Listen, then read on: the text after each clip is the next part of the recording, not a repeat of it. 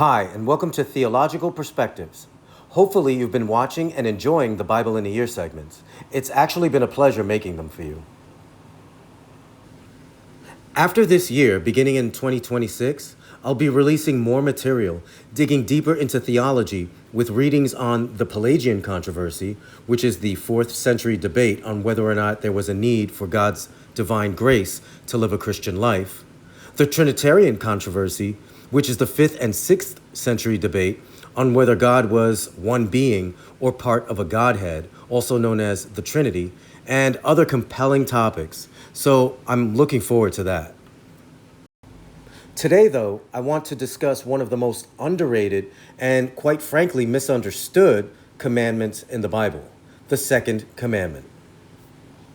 When you take a look at the 10 commandments, what you see is a list of pretty obvious things to do and avoid.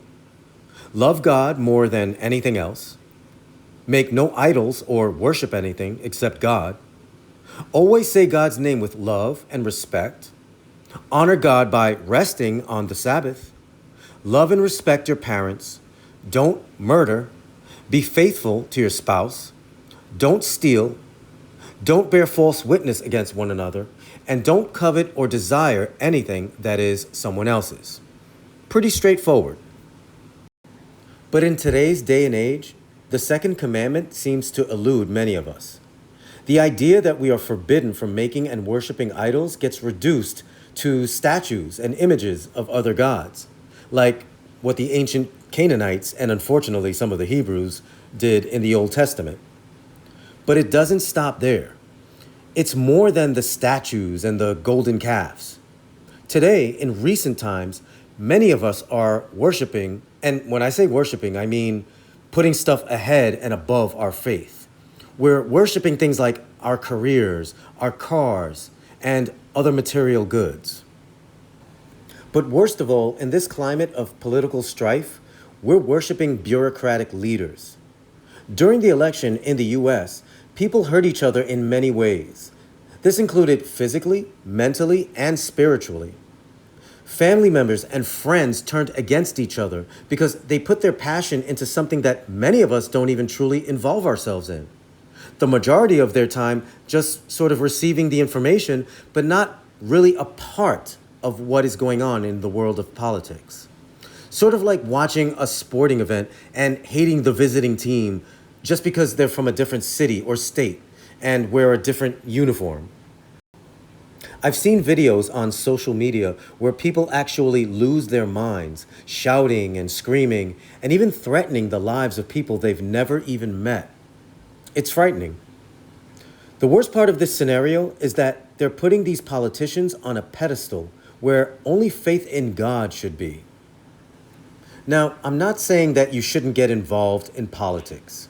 I'm only saying that the worship of politics serves no purpose and is misguided. It is good to be informed and get involved in positive ways that work toward your political beliefs. Maybe doing some volunteer work at your local assemblyman's office or city council office. But to reach the point of hate and anger is futile, and it's done nothing but cause division amongst us. As for me, I personally don't commit to any particular political party.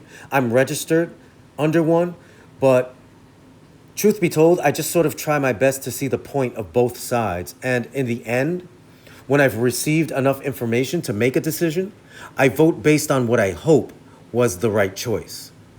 But I understand and respect the choices that others make, and never found myself judging or berating anyone for their opinions. A Republican is a person, just as a Democrat is a person. People have the right, the free will, to make their own life choices. What is, to me, intolerable is when someone belittles someone else for having a different way of seeing things. And as Christians, we have to be careful about doing this.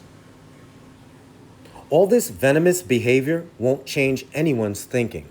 It only leads to stress, fuels animosity, and puts the feelings into the category of worshiping idols, a clear violation of the second commandment. And it's the reason that I'm posting this today. Now, let me be very clear. I'm a personal violator of 9 of the commandments. I won't be nominated for sainthood in this lifetime on earth. But as I mentioned in my previous video, I'm constantly working toward bridging the gap between what I was and what I want to be. The thought of my sins and the people that I've hurt serve as a driving force to become a better person. So I say all this today in light of that fact. We're all flawed, and none of us, me most of all, are worthy of God's grace. But in spite of this, we are forgiven in His eyes and have every opportunity to strive toward being the people that God knows we can be. Anyway, that's my 2 cents for whatever it's worth in today's economy. Thanks for listening, and I'll see you all, God willing, for the next video. Take care, and God bless.